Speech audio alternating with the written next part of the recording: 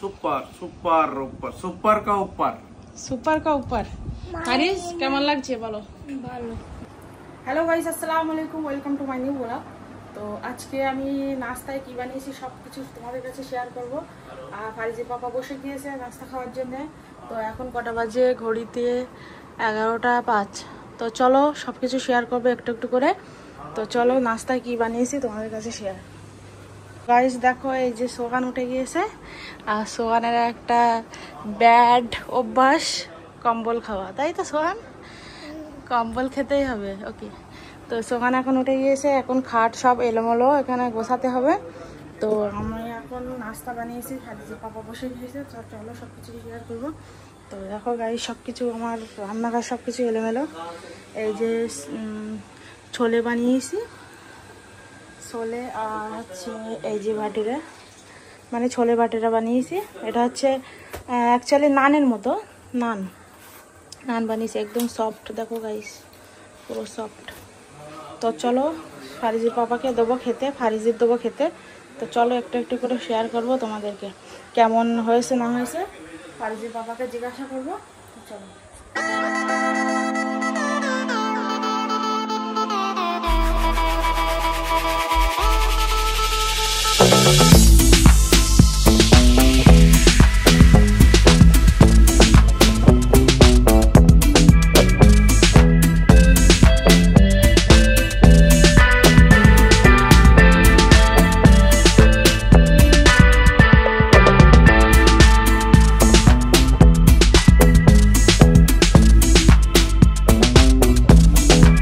Guys দেখো, ফারিজি বাবা খাচ্ছে।